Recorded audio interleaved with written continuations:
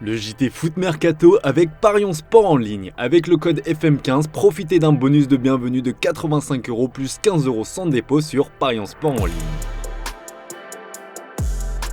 Bonjour à toutes et à tous et bienvenue dans ce JT Foot Mercato. On démarre avec le nul inquiétant du PSG qui a été tenu en échec hier soir au Parc des Princes par le PSV Eindhoven. Ça fait seulement 4 points en 3 matchs pour Paris et il y a de quoi se poser des questions vu le calendrier colossal qui attend le PSG, l'Atlético Madrid, le Bayern, Salzbourg et Manchester City. Voilà le programme pour le club de la capitale. Même Luis Enrique n'est pas serein vu ce qui attend son équipe. Sí, es un grupo, era el peor grupo y hay que estar preparado para mejorar en lo que podamos mejorar y seguir. Pero sí, difícil, preocupado, claro que sí. Clairement, ce qui symbolise l'échec du PSG hier soir, c'est l'inefficacité. Paris a tiré 26 fois au but et encore une fois Ousmane Dembélé a été maladroit. On vous a posé la question sur notre site sur le cas Ousmane Dembélé et vous êtes une majorité à penser que l'international français devient un problème pour le PSG. S'il y avait bien un joueur frustré hier, c'est Marquinhos. Le capitaine du PSG était tout proche d'être le héros à la dernière minute, mais Walter Benitez a réalisé un arrêt incroyable. On retiendra donc le sauvetage du Brésilien en deuxième mi-temps, mais aussi sa défense un peu laxiste sur l'ouverture du score de Noah Lang. En bon capitaine, Marquinhos a pris la parole après la rencontre et il a mis en avant le manque créé par Kylian Mbappé depuis son départ du PSG. L'année dernière, on avait un grand numéro 9. Quand un joueur comme ça part, les gens vont beaucoup se focaliser sur ça. C'est une autre idée de jeu aujourd'hui, c'est important de concrétiser. On a de grands joueurs qui peuvent marquer des buts et qui ont montré qu'ils peuvent le faire. Aujourd'hui, il a manqué plus de tranquillité devant le but, c'est à travailler dans nos têtes, à l'entraînement, à lâcher l'international brésilien. Bon, ce soir, on espère que nos clubs français feront mieux que le PSG. Le LOSC se déplace à Madrid pour affronter l'Atlético juste après son exploit contre le Real. Avec notre partenaire Parions Sport en ligne, vous pouvez parier sur Atlético Lille et tout ça avec un bonus de bienvenue allant jusqu'à 85€ en plus de 15€ sans dépôt avec le code FM15. Comme d'habitude, pour vous aider, les pronos de la rédac. Valentin voit l'Atlético s'imposer largement 3-0, Stéphane voit un nul 1 partout et Alexandre une victoire de l'Atlético 2-1. Pour le pari fun, je vous propose Edon Gegrova buteur qui est coté à 6,60.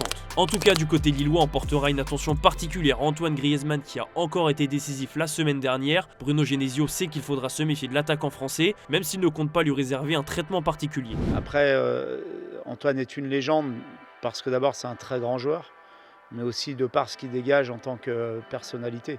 Et je pense qu'ici on aime aussi les joueurs qui sont dévoués pour l'équipe, qui jouent pour l'équipe avant tout.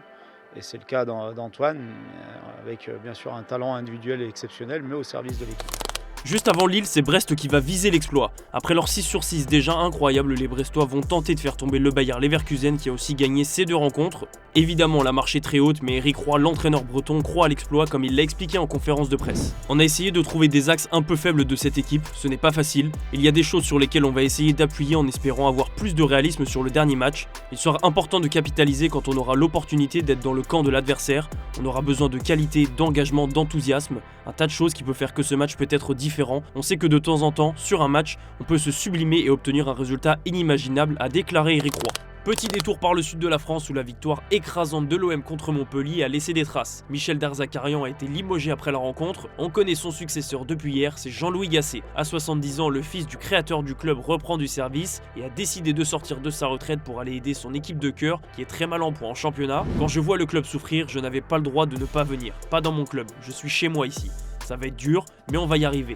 À partir de cet après-midi, on va commencer le travail. Il reste 3/4 du championnat, tout le monde sera important. Il faut être unis et fiers, c'est l'année des 50 ans. Aujourd'hui, la priorité, c'est remettre le train sur les rails, ensemble, a déclaré le nouvel entraîneur montpelliérain en conférence de presse. Évidemment, ce renouveau passera par des changements. Jean-Louis Gasset aurait 2 joueurs dans son viseur et il s'agit de 2 défenseurs de l'OM, son ancien club, Chancel Bemba et Bamo Meïté. Selon l'équipe, Gasset veut profiter de leur situation compliquée à Marseille pour les faire venir cet hiver. Reste à savoir si Montpellier peut les convaincre financièrement. Direction l'Espagne et Madrid où le Real a fait ce qu'il sait faire de mieux hier soir, renverser un match. Même en étant mené 2-0 après 30 minutes, les Madrilènes ont inversé la tendance grâce notamment au triplé de Vinicius Junior, victoire 5-2 et une petite interrogation tout de même pour Thierry Henry concernant Kylian Mbappé. L'ancien coach des espoirs en attend un peu plus du capitaine des Bleus. On dit souvent qu'il faut du temps à un joueur pour s'adapter à un nouveau club, mais malheureusement quand tu portes ce maillot, il ne te laisse pas beaucoup de temps, a lancé Thierry Henry sur CBS. Kylian Mbappé a toujours écouté les conseils, il n'a plus qu'à les appliquer. En revanche, Vinicius lui est en très grande forme. Hier soir, le Brésilien a montré qui était le leader offensif du Real Madrid en inscrivant un triplé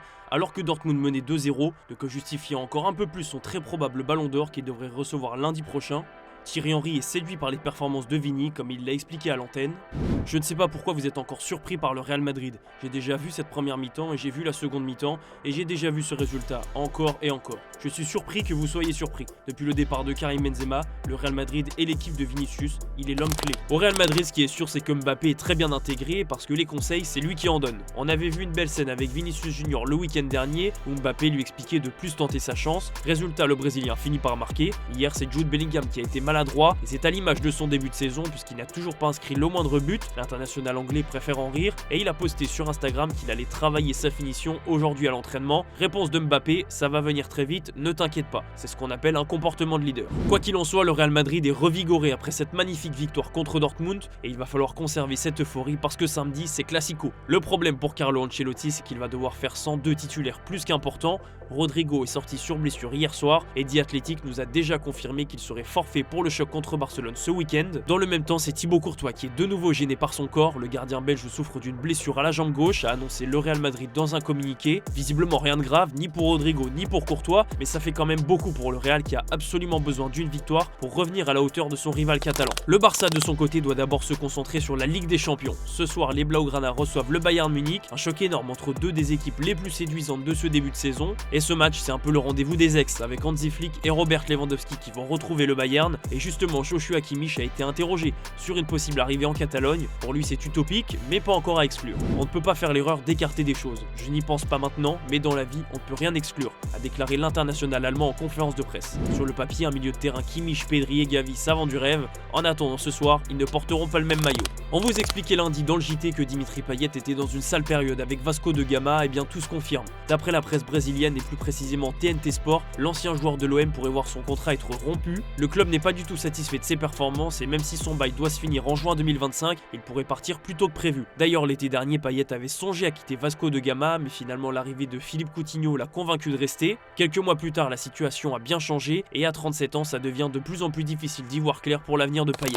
On passe aux officiels du jour avec la prolongation de contrat de Castello Luqueba au RB Leipzig. Le joueur formé à l'OL est récompensé de sa première saison réussie avec le club allemand et de ses débuts en équipe de France l'an dernier. Luqueba est maintenant lié avec Leipzig jusqu'en 2029 et la presse allemande annonce même que sa clause libératoire est passée à 90 millions d'euros. On va conclure comme il se doit ce JT avec l'image du jour. L'événement Nexon Icon organisé à Séoul a réuni un nombre de légendes incalculables. Thierry Henry, Seedorf, Del Piero, Hazard, Yaya Touré, Rivaldo, Kaka et j'en oublie une dizaine étaient présents. Rien qu'à voir les images dans le couloir, ça donne des frissons. Je vous laisse là-dessus et on se dit à demain pour de nouvelles infos sur Foot Mercato.